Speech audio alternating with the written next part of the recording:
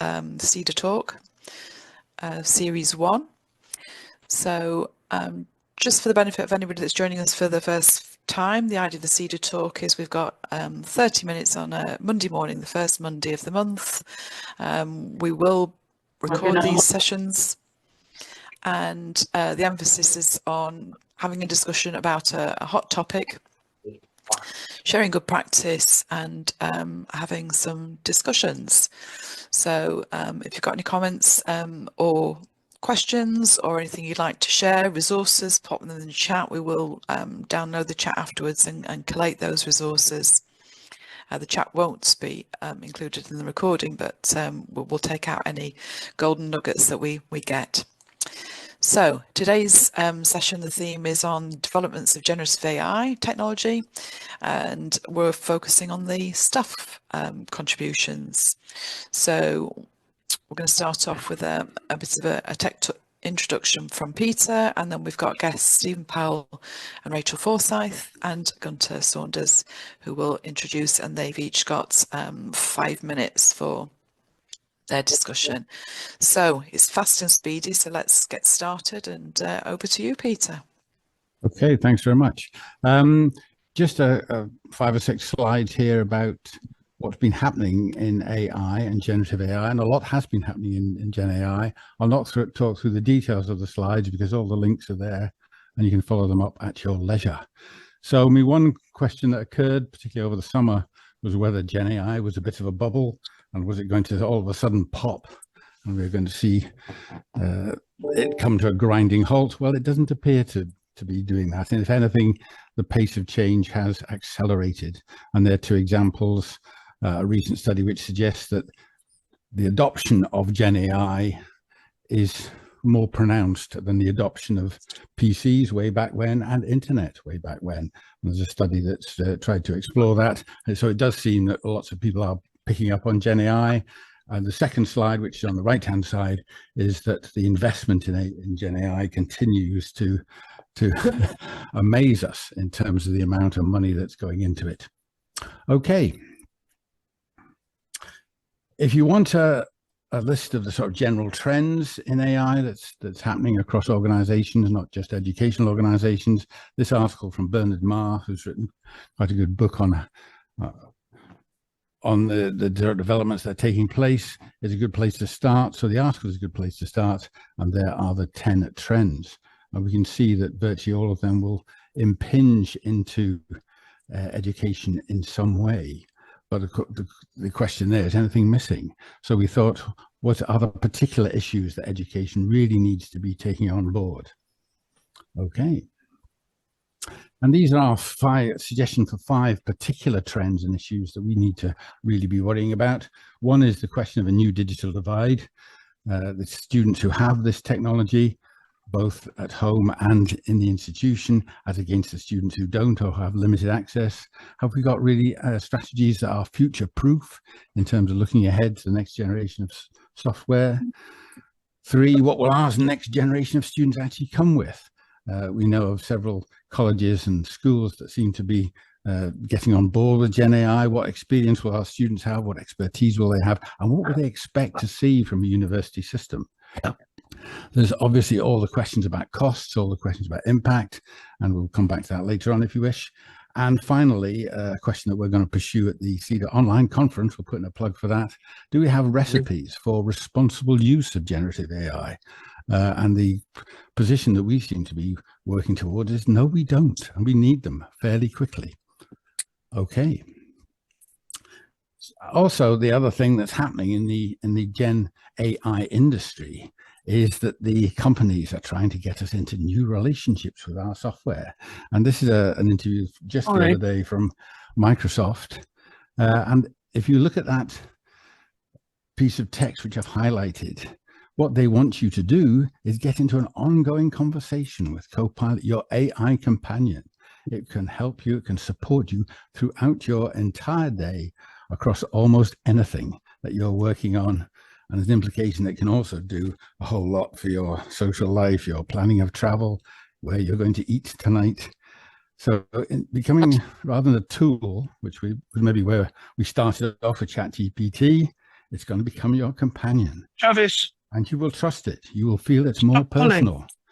And like that final quote, that kind of voice and fluency, because we're talking to it, will change how you use AI. Thanks. Okay. Can Travis's dad mute, please? Yes, thank you, Sue. So this notion of new varieties of large language model is also. So when somebody says today that they're using ChatGPT, which version of ChatGPT are they using? Because the versions on the left-hand side of that screen are all versions which you have access to if, again, digital divide, if you have ChatGPT Plus, the paid subscription. And the one at the bottom that's just appeared where they've added internet search to ChatGPT 4.0. And does that make a substantial difference? I was playing with that over the weekend, and I'm not sure that it necessarily makes a difference to accuracy and reliability, but we will see, we will find out. Okay.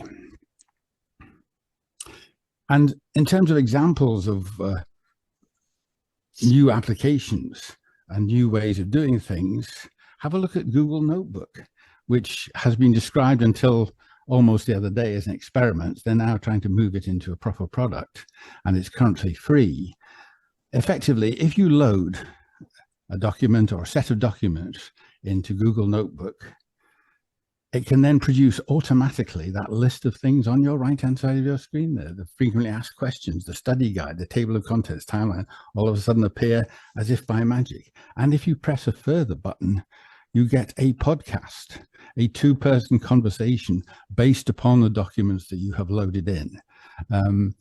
And Sue and I tried this with a document that we'd worked with, a short handbook that we'd worked with, and the quality of the commentary that it produced was surprisingly accurate. It also gave it an introduction, which I don't think we'd actually written in the book, but it was incredibly convincing. Thinking about this, and we're talking to students about how we might use this, I think if I was a student, I'd definitely be using this as a way of translating notes and stuff and documents into audio, which I could then walk around and listen to it and discuss with it. So a really interesting experiment, which a lot of people are now playing with. Okay. Another example with the idea of a voice capability where you can talk to your ChatGPT and you can ask it to do things, and you'll see the task on the right-hand side. I want you, i.e. ChatGPT, to be a communication skills expert, to listen carefully to the clip and have an interactive talk about it. And the clip is that bit of video on the left-hand side. So if you want to see how this sort of facility can be explored, just go and have a look at that clip where they talk you through it. And again, the software is producing some surprisingly interesting observations based upon a video clip as it happens. And you can do this on your phone, of course, as well, which is another interesting development that's happening and is continuing to happen over the next few months. Okay. And just finally, I don't trust any image on the internet because the quality of AI generated images has become so good.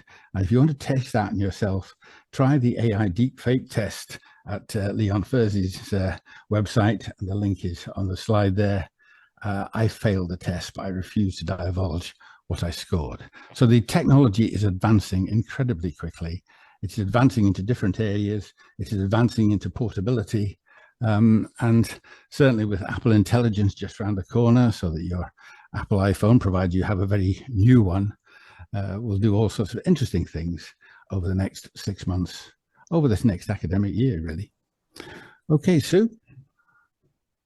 Okay, so we're going to introduce Rachel and Stephen shortly. So they're chapter authors of the book that was recently published by SEDA and Routledge, using generative AI effectively in higher education. So Rachel is a senior educational developer from London University, and Stephen Powell is up very late because he's currently in New Zealand and is an academic director teaching at and Learning at Academy X.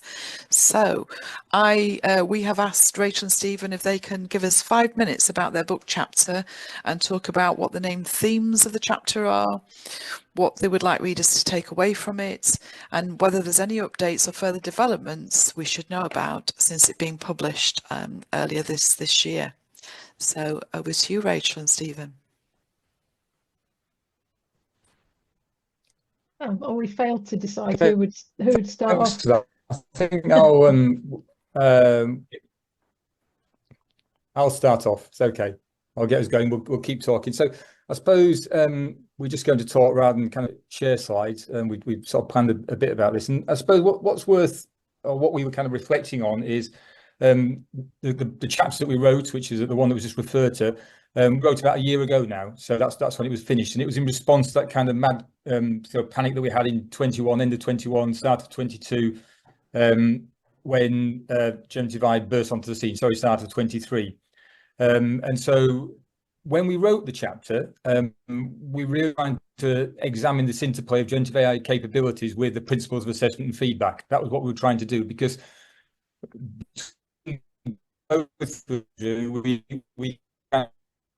land on the idea that really the fundamentals of what's most important here. So the fundamentals of student-centered assessment. We also felt that a focus on authentic assessment was something which could help us in this space that we're in. So that was our starting point, and a lot seems to have changed since then. And so I suppose what we'd like to do in this session, just run through some of those key ideas, and then give you some reflections at the end about how we think things have played out and changed. Rachel working in Sweden, myself in New Zealand, and a bit of time in China as well over that period of time. So that gives us a few different kind of perspectives on which to think about. So authentic assessment. Rather than going into it in too much depth, we'll probably just summarize it as a kind of a way of thinking about assessment that bases it. There's kind of complexity in this, because the term authentic assessment has been captured a lot by people thinking about work-related assessment, but we took this kind of broader view, which saw authentic assessment as about societal contributions at people as well. So some work by Villarreal and MacArthur as well. And they kind of see authentic assessment in this broader context. So rather than simply focus on the work, it's this shift to kind of understanding society as a whole, one of the key ideas. And also this idea that we want to think about the task and the value, not just the task, but the value of the task as well, the thing that we're assessing. What really are we trying to do as a focus of authentic assessment? And also, particularly from MacArthur, this idea that authentic assessment is something that's trying to challenge the status quo. So that rather than just kind of reinforce and replicate what's there, that was our starting point. We felt that by taking this kind of approach to assessment in the world of generative AI, it was far less amenable to students kind of doing a simple and quick use of generative AI to meet some kind of assessment learning outcomes and criteria. So that was the kind of the context in which we were thinking of this. And then we kind of leaned to actually put some flesh on this, onto the kind of work that Rachel had done previously, which was around the assessment framework. So maybe, Rachel, you can pick up on that and go through some of the ideas that how we tied the authentic assessment and generative AI into that framework that you designed a while ago. Yeah, well, and I think we only got a minute, and I think we'll just even looking back on it, a year, 2 years after ChatGPT was released, this approach I think still stands. Whatever comes at us, all the things Peter just showed us, there's a real need for authenticity for everybody, so that we can identify, what's real and what isn't real. What do we care about as humans? And so the assessment life cycle approach that we cover in the chapter, we've also used elsewhere. A lot of you have seen it through the JISC materials. Just gives a structured approach to doing that, and whatever tools are available, you still keep that structured approach of going from what is it we want to assess through how do we do it, what are the mechanics of that, how do we give feedback, all those things relate, they're kind of human things that we can do. So I think just to round it up, I mean, in terms of authenticity, it's all about talking to students and potential employers and other people in society who have a stake in this. That's what we mean by authenticity. And then maybe generative AI can be a tool for parts of that process. But we really wanted people to focus from a staff point of view on what does it feel like to be in this world with everything going around you? How can we stick to what's important? So I'll stop there because we've used up our 5 minutes. Thank you very much, Rachel and Stephen. That was great. Okay, and did you want to add anything else? I was just going to say that an interesting point, when I was working in China with students there around using generative AI and staff there, the whole kind of moral panic that we had in the West really wasn't there, because most of their assessments were and still remain pen and paper. So from their point of view, it was kind of, what's all the fuss about? It's just a tool for learning, and it's a tool that might help, particularly focused on kind of rural schools where it's very hard to find teachers to work. And so the kind of panic just didn't occur at all. And there may, for all I know, be other parts of the world as well where it's like that. And indeed, parts of our educational systems in the UK where the impact is very different depending on the means of assessment.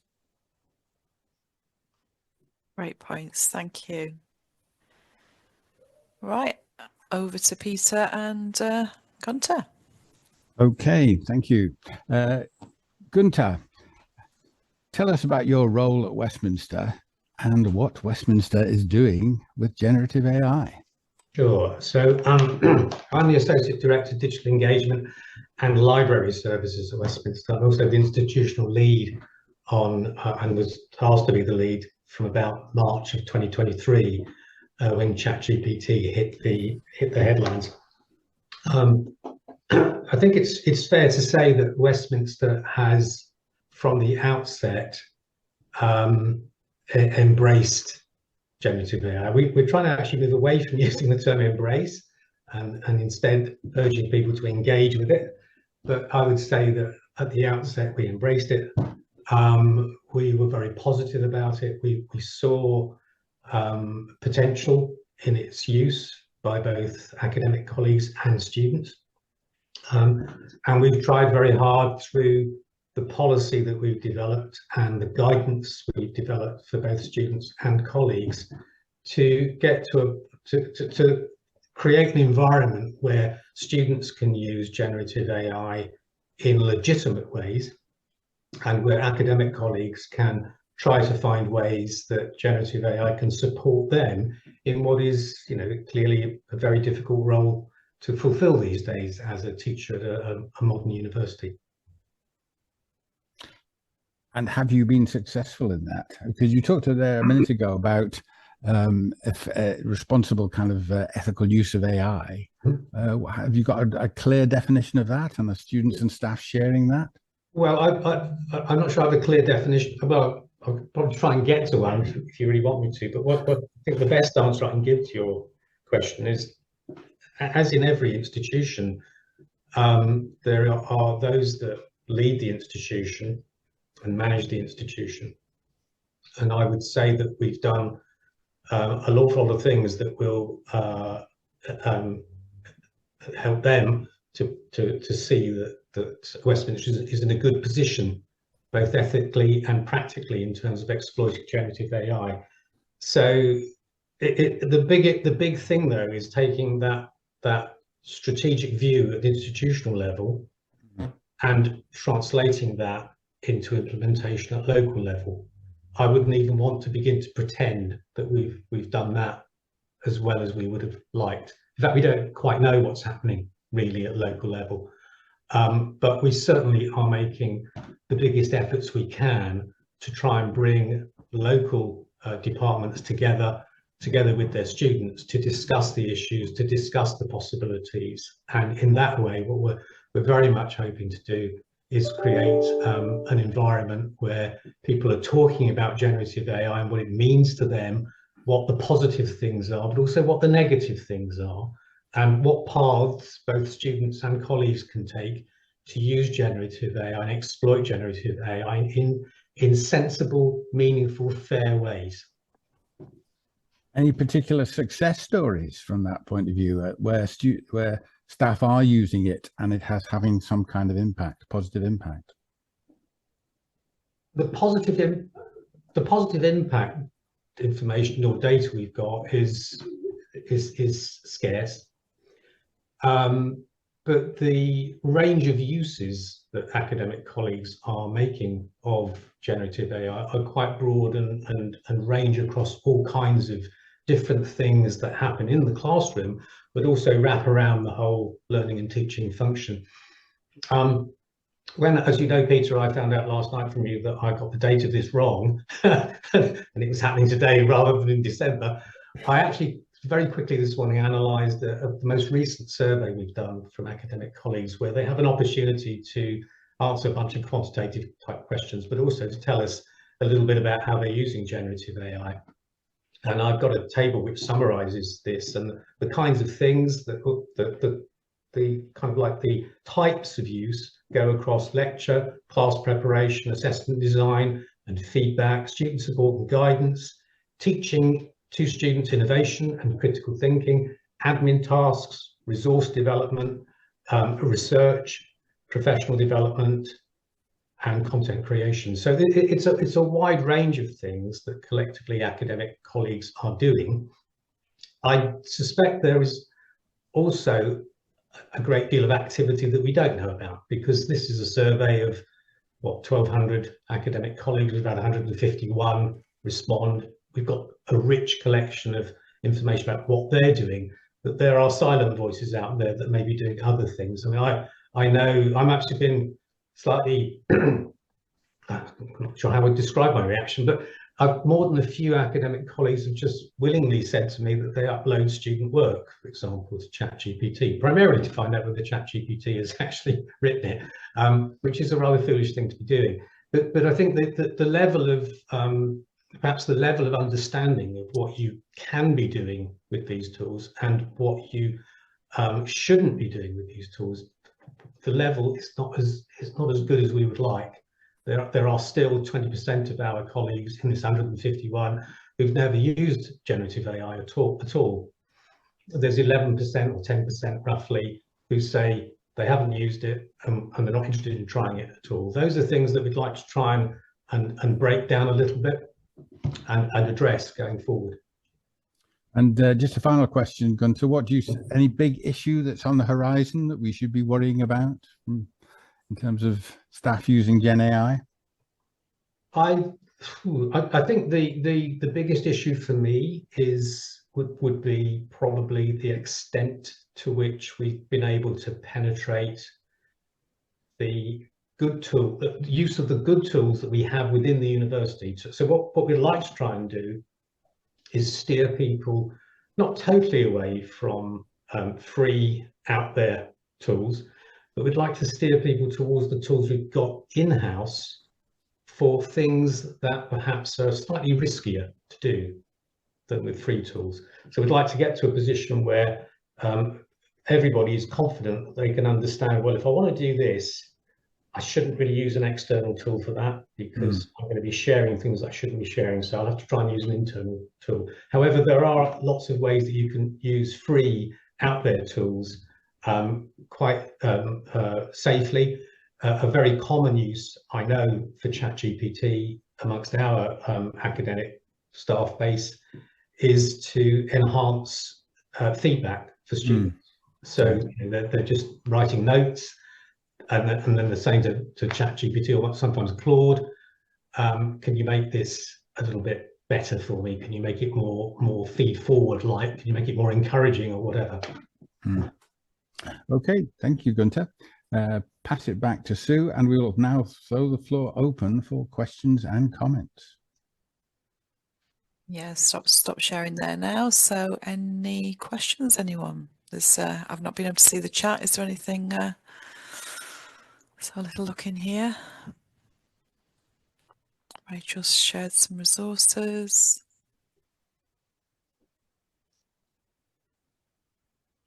I think Laura makes a good point about the general kind of AI literacy amongst staff, that you know, institutions have been quite consistent, I would suggest, most around this message of not uploading work into the various kind of AI models, but I suspect it does happen quite a lot. So maybe that's just something we have to keep working at and keep repeating the message, but I'm sure she's right there.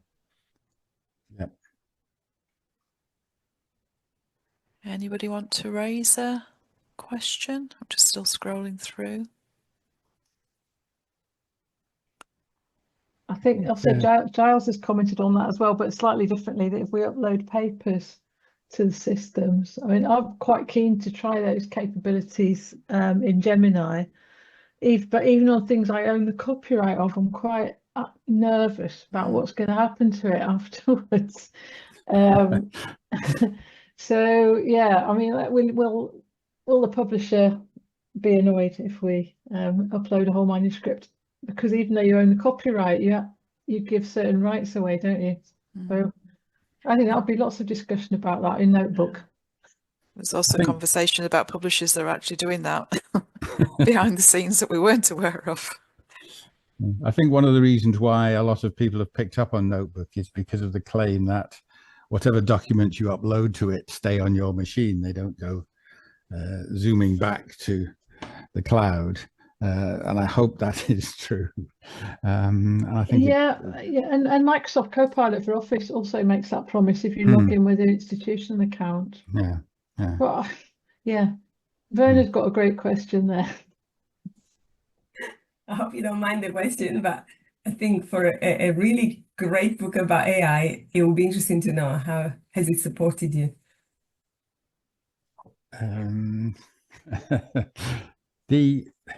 In terms of the chapters that we co-editors wrote, we didn't use AI for those, to be honest.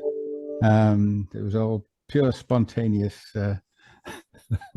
whatever that generated that, and we didn't really, apart from all the background research where we've been chasing sources to find out what people are doing. And to be honest, a lot of that. Remember, isn't it, Peter? But I think at the most, just being frank, we might have, you know, sometimes when you get a clunky sentence and you can't think how to kind of phrase it, I think we probably maybe, I'm trying to remember exactly, but used it at that level just to kind of help rephrase something. I don't know what other people did, but I think it's probably true for me and Rachel. Yeah.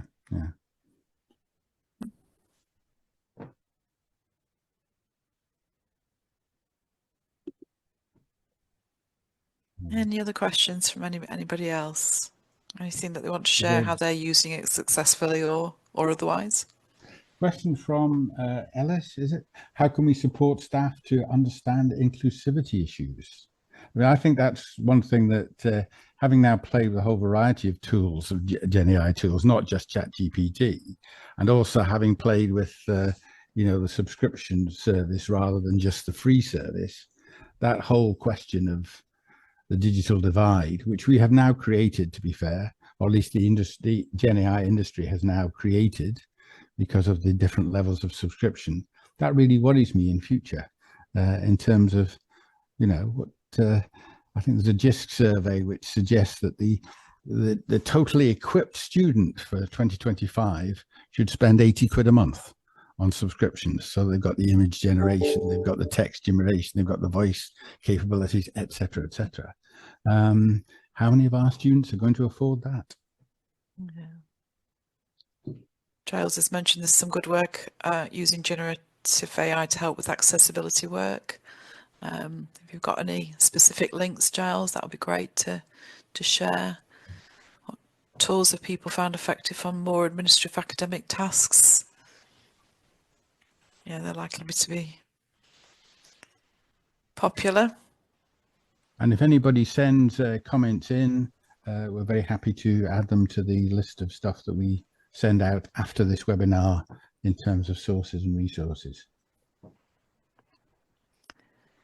So, Peter, I can say something very briefly about marking feedback, because actually using it in a pilot myself. I still teach on the postgraduate certificate in higher education, and I've been exploring the Keith.ai system. And what I have to say is about that is that I think the notion that it can generate marks is a wee bit kind of hopeful, but it certainly is extraordinarily proficient at generating good feedback much faster than I can. So I can see the big potential for marking large quantities of coursework and getting rich feedback, but ultimately I think the mark has to really be determined by the human, which is I think what most people would expect anyway. So there's something in this, I think, in terms of saving time and reducing stress on academic colleagues, particularly those leading large, say, level 4 modules. But it's more about the feedback and less about the marking, I think. Commenting there in the chat, use Copilot for summarizing discussions threads posted on our VLE.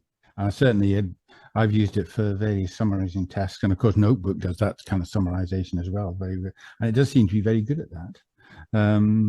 I think the question of assessment that Gunter raised, I know he showed me a couple of the sort of scale of marks that were coming out, and there was a reasonable amount of consensus, but there were also some very marked differentials between what the computer thought and what you thought, Gunter. Do you want to say anything very briefly about that? Because that's just our time. Yeah, I mean, it emphasizes I think the machine, right, versus the humans. So when I provided the machine with everything that I use to mark and determine the quality of the student work, I forgot to tell it certain things that are up here in my head and are not on the rubric. It's as simple as that. So just to put some meat on the bones of that, there's one particular assignment which has got a good marking rubric. But what I forgot to tell the machine was that there were certain other things that happen in the course as the course progresses through discussion boards that I also take into account when I'm actually deciding on the quality of the student work.